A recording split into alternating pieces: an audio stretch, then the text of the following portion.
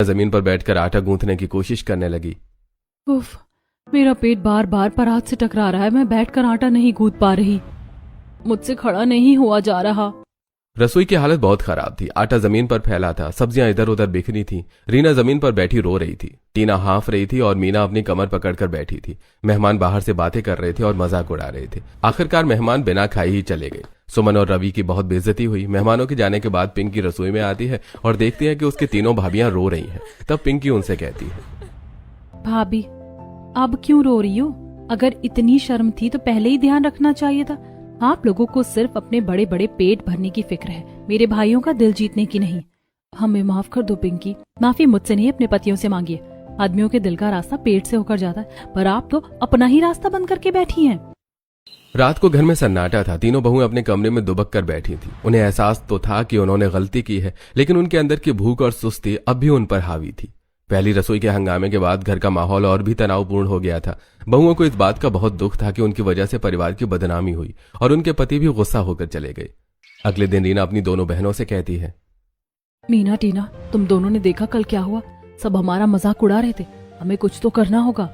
दीदी हम क्या कर सकते हैं? हम कोशिश तो करते हैं, पर थोड़ी सी मेहनत करते सांस फूलने लगती है, भूख भी इतनी लगती है कि रहा नहीं जाता। और ऊपर से चिंटू जी तो मुझसे बात भी नहीं करते। कल उन्होंने मुझे भैंस कहा, मुझे बहुत बुरा लगा। हमें अपने पतियों का दिल जीतना होगा। पिंकी सही कह रही थी। भले ही हम पतली ना हो पाएं, लेकिन हम उनका ख्याल तो रख ही सकती हैं। आज से हम उनके लिए हर काम वक्त पर करेंगे। अगले दिन भी वो तीनों सुबह जल्दी उठती हैं और सुबह उठते ही रसोई में जाकर अपने पतियों के लिए उनकी पसंद का नाश्ता तैयार करने लगी और टेबल पर लगाते हुए कहती हैं, आकाश जी, आपका नाश्ता तैयार है। मैंने आपके लिए पोहा और अदरक वाली चाय बनाई है। रख दो टेबल पर, मैं खुद ले लूंगा। तो वहीं मीना अपने कमरे में विशाल को शर्ट और लैपटॉप बैग देते हुए, विशाल जी, मैंने आपकी ऑफिस की शर्ट प्रेस कर दी है और लैपटॉप बैग भी तैयार है। ठीक है, पर मेरे कमरे में ज्यादा मत आया करो, जगह कम पड़ती है। तो वहीं टीना चिंटू को लंच बॉक्स देते हुए, चिंटू जी, आपका लंच बॉक्स, इसमें आपका फेवरेट मटर पनीर की सब्जी है। इतना तेल वाला खाना मत बनाया करो टीना, वरना मैं भी तुम्हारी तरह गोल मटोल हो जाऊंगा। बहुएं पतियों के तानों को चुपचाप सह लेती हैं। वो भले ही खाना बहुत स्वादिष्ट बनाती थी, लेकिन उनका मोटापा हर जगह मुसीबत बन जाता था।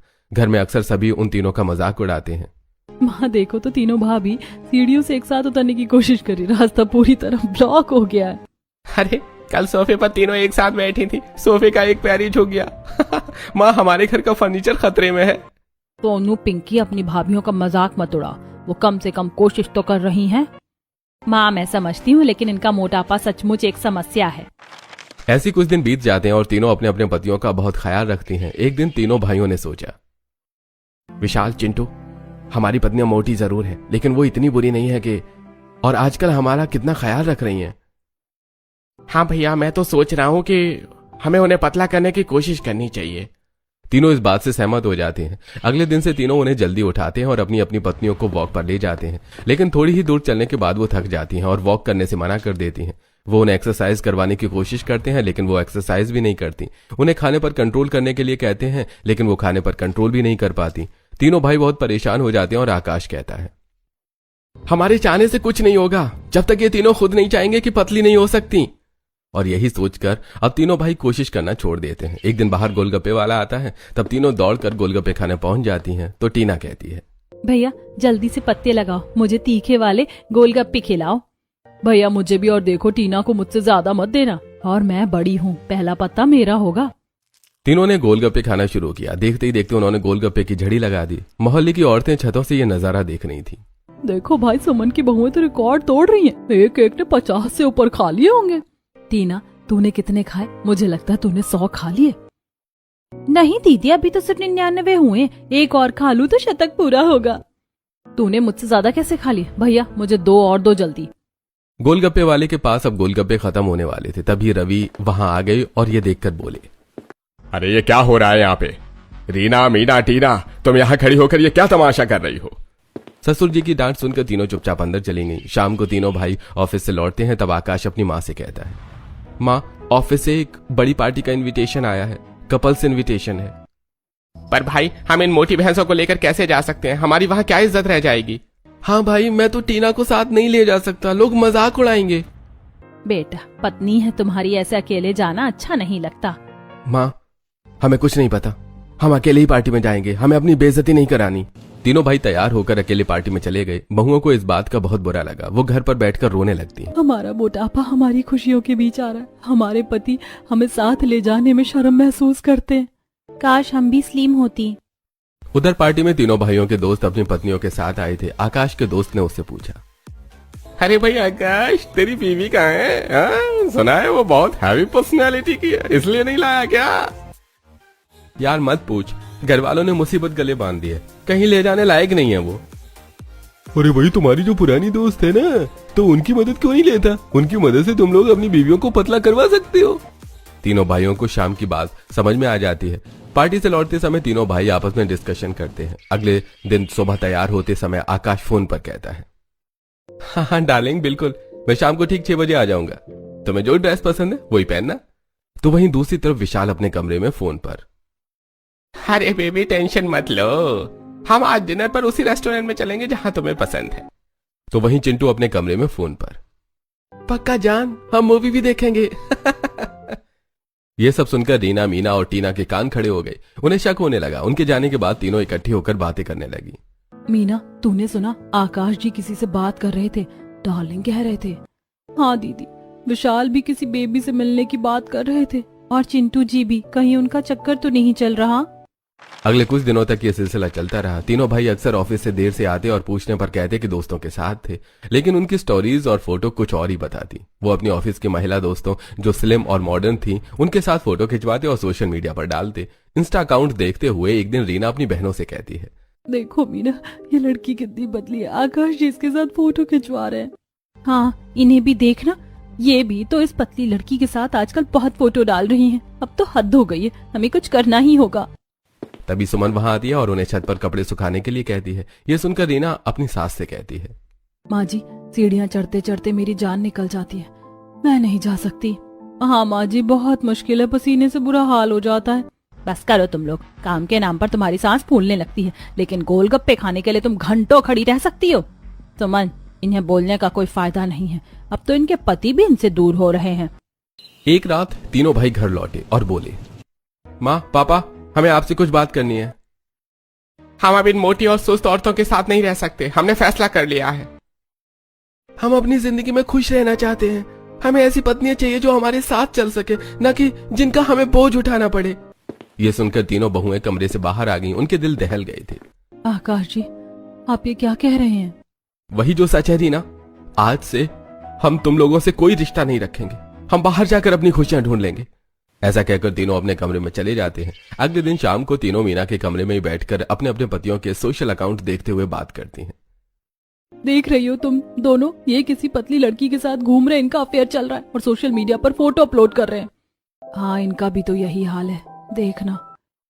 हाँ, ये भी किसी लड़की के साथ घूम रहे हैं। ऐसे ही तीनों बातें करके बहुत परेशान होती हैं। शाम को तीनों भाई आते हैं और बिना बात करे सो जाते हैं। अगले दिन तीनों भाई तैयार होकर सुबह सुबह घर से निकल जाते हैं। तो तीनों की कार में एक एक सुंदर लड़की बैठी हुई होती है। तीनों बहुएं खिड़की से देख लेती हैं और फिर वो हॉल में बैठकर फूट फूट कर रोने लगती हैं। मीना, टीना, अब बहुत हो गया, हमारा मोटापा हमारे घर को खा गया। हाँ दीदी, आज हमें अपने ऊपर बहुत गुस्सा आ रहा है। हम क्यों इतने लापरवाह थे? हे भगवान, किस गलती की सजा मिल रही है हमें? ये सुनकर शांति कहती है, बहुओं, रोने से कुछ नहीं होगा। अगर तुम्हें अपने पतियों को वापस पाना है तो तुम्हें खुद को बदलना होगा। ये मोटापा सिर्फ शरीर का नहीं, तुम्हारी सोच का भी है। हाँ, और अगर तुम अभी भी नहीं जागी तो फिर कभी अपने पतियों का चेहरा नहीं देख पाओगी। माँ जी, आप सही कह रही हैं, हम खुद को बदलेंगे। अब चाहे जो हो जाए, हम पतली होकर दिखाएंगे। हाँ माँ जी, अब कोई आलस नहीं, कोई फालतू खाना नहीं। हम दिखा देंगे कि हम भी स्लिम और फिट हो सकती हैं। उस रात तीनों बहुओं ने आपस में फैसला किया। उन्होंने अपनी पुरानी डाइट और आदतों को जड़ से खत्म करने का संकल्प लिया। कल से हम सुबह 4 बजे उठेंगे। घर में किसी के जागने से पहले हमें छत पर एक्सरसाइज करनी होगी, और हम छुप छुप कर जिम भी जाएंगे। हम घर वालों को कहेंगे कि हम बाहर चाट खाने जा रहे हैं ताकि किसी को शक ना हो, और हम बहुत कम खाना खाएंगे, सिर्फ हेल्दी डाइट। अगले दिन से उनका मिशन शुरू हुआ। सुबह के 4 बज रहे थे, पूरा घर सो रहा था। तीनों बहुएं चुपचाप छत पर पहुंची और योगा करने लगी। दीदी, 5 मिनट भी नहीं हुए और मेरा बुरा हाल हो रहा है। रुकना नहीं है मीना, चिंटू जी की वो बात याद करो, हमें पतली होना ही है। उन्होंने योगा करना शुरू किया। छत पर भारी भारी कदमों की आवाज आ रही थी। शांति देवी ने नीचे से आवाज सुनी, लेकिन वो मुस्कुरा कर रह गईं। उन्हें पता था कि उनकी बहुएं अब सही रास्ते पर हैं। दिन के समय जब सास उन्हें बाजार जाने को कहती तो वो बहाने से पैदल जाती ताकि उनकी कैलोरी बर्न हो, और बाजार जाती हैं। बाजार में गोलगप्पे वाले को देखकर टीना का मन मचला, पर रीना ने उसका हाथ पकड़ लिया। टीना, हमें गोलगप्पे नहीं, अपना वजन घटाना है। हाँ टीना, चलो यहाँ से। वो घर में भी बहुत कम खाने लगी। सुमन ने गौर किया कि राशन अब बचने लगा है। अजी सुनते हो, इस महीने का राशन तो अभी तक आधा भी खत्म नहीं हुआ। क्या बात है? शायद बहुआ को अकल आ गई है। अच्छी बात है। टीना को बहुत बुरा लगा, लेकिन उसने कुछ नहीं कहा। वो अंदर ही अंदर और भी मजबूत हो गई। जैसे जैसे दिन बीत रहे थे, बहुओं की मेहनत रंग लाने लगी थी। उनकी सांस अब उतनी नहीं फूलती। वो अब घर का सारा काम फुर्ती से करने लगी थी। पिंकी और सोनू भी उनके इस नए रूप को देखकर हैरान थे। एक दिन पिंकी अपनी माँ से कहती है, माँ, भाभी लोग अब बहुत जल्दी काम खत्म कर लेती हैं और देखो रीना भाभी का चेहरा भी अब पहले से छोटा लग रहा है। हाँ, और अब सोफे पर तीनों एक साथ बैठ पा रही हैं। सोफा भी अब नहीं झुकता। करीब 2 महीने बीत चुके थे। बहुओं ने काफी वजन घटा लिया था, लेकिन उनके भारी कपड़ों की वजह से किसी को अंदाजा नहीं हो रहा था कि वो कितनी बदल चुकी हैं। ऐसे ही एक दिन तीनों भाई पार्टी में जाने के लिए तैयार हो रहे थे, तब सुमन वहां आती है और कहती है, बेटा, आज तुम अपनी पत्नियों को भी पार्टी में लेकर जाओ। जो भी है वो तुम्हारी पत्नियां हैं। सुमन के समझाने पर तीनों मान जाती हैं और अपने अपने पतियों को तैयार होने के लिए कह देते हैं, और तीनों हॉल में आकर बैठ जाते हैं। वहीं तीनों बहू अपने अपने कमरे में तैयार होने लगती हैं। थोड़ी देर बाद तीनों तैयार होकर बाहर निकली। उन्होंने जीन्स और फिटिंग वाली कुर्तियां पहनी हुई थी। उनके बाल खुले थे और बहुत ही स्लिम, फिट और हॉट लग रही थी। उन्हें देखकर घर के सभी लोग हैरान रह जाते हैं और तीनों के पतियों के तो होश उड़ जाते हैं। रीना, ये तुम हो? अरे तुम इतनी पतली कैसे हो गई? हाँ आकाश जी, मैं ही हूँ। हमने अपने ऊपर थोड़ा ध्यान दिया, थोड़ा वर्कआउट किया और डाइट कंट्रोल की। देखिए, अब हम भी स्लिम फिट हो गए हैं। अरे ये तो चमत्कार है, हैं? तुम तो बिल्कुल किसी मॉडल जैसी लग रही हो मीना। टीना, तुम तो कितनी बदल गई। मुझे अपनी आंखों पर यकीन नहीं हो रहा है। भाभी, आप लोग तो कमाल लग रही है। नजर न लग जाए आप लोगों को। अरे वाह, तो हमारे घर का फर्नीचर बिल्कुल सुरक्षित है। तीनों भाई अपनी पत्नियों के पास जाने लगे, लेकिन रीना ने हाथ से रुकने का इशारा किया। लेकिन अब इस सब का क्या फायदा आकाश जी? आपने तो हमारे लिए सौतनी ढूंढ ली थी। आप तो स्लिम लड़कियों के साथ अपनी जिंदगी बसाना चाहते हो। हम तो बस आप सबको बताना चाहते थे कि हमने आपके लिए ये भी कर दिखाया है, तो हमने बता दिया, पर हम अब इस घर में नहीं रहेंगे। रीना, मेरी बात तो सुनो। वो सब नहीं विशाल जी, हमें बहुत दुख हुआ जब आपने हमें सबके सामने बहस कहा। हमने आपकी खुशी के लिए खुद को बदल लिया, पर अब हमें लगता है कि हमारा यहाँ कोई मान नहीं है। हम जा रहे हैं। आप उन 3 पतली दोस्तों के साथ खुश रहिए। तीनों बहुएं मुड़कर दरवाजे की तरफ जाने लगी। आकाश, विशाल और चिंटू ने एक दूसरे की तरफ देखा। रुको रीना, वो सब एक नाटक था। बहुएं ठहर गईं और पीछे मुड़ी। सच तो ये है कि हमारे किसी के साथ कोई अफेयर नहीं था। वो तीनों लड़कियां मेरी और विशाल की पुरानी दोस्त और कलीग्स थीं। हमने उनसे मदद मांगी थी ताकि तुम्हें थोड़ा जला सके। हाँ, हमें लगा था कि जब तक तुम्हें जलन महसूस नहीं होगी तुम अपनी सेहत पर ध्यान नहीं दोगी। हमने सिर्फ नाटक किया था ताकि तुम जिम जाओ और अपनी सुस्ती छोड़ो। टीना, मुझे माफ कर दो। मैंने तुम्हें भैंस कहा ताकि तुम्हें बुरा लगे और तुम मोटिवेशन के साथ एक्सरसाइज करो। हमारा इरादा तुम्हारा दिल दुखाना नहीं था, तुम्हें बेहतर बनाना था। क्या वो सिर्फ एक प्लान था? क्या तुम तीनों ने इतना बड़ा खेल खेला और हमें बताया भी नहीं? माँ, हमें लगा था कि अगर हम सीधे तौर पर कहेंगे तो ये कभी नहीं मानेंगी, इसलिए हमने ये रास्ता चुना। हमें पता था कि औरतों को सौतन के नाम से कितनी जलन होती है। अच्छा, तो भैया आप लोग इतने बड़े खिलाड़ी निकले। बहुओं को पहले तो गुस्सा आया और फिर उन्हें एहसास हुआ कि उनके पतियों ने जो किया उससे उनका ही भला हुआ। वो अब पहले से कहीं ज्यादा स्वस्थ और खुश महसूस कर रही थी। तो इसका मतलब आप हमें अभी भी प्यार करते हैं? हम तुम्हें हमेशा प्यार करते थे रीना, बस तुम्हारा बढ़ता वजन और सुस्ती हमें परेशान कर रही थी। हमें डर था कि तुम्हें कोई बीमारी न लग जाए। हमें माफ कर दो मीना, हमने तुम्हारा बहुत दिल दुखाया। अब हम पतली हो गई हैं, अब तो कोई शिकायत नहीं है ना? अब तो हमें डर लग रहा है कि कहीं कोई और तुम्हें न देख ले। घर में खुशी का माहौल छा गया। सुमन ने बहुओं को गले से लगा लिया।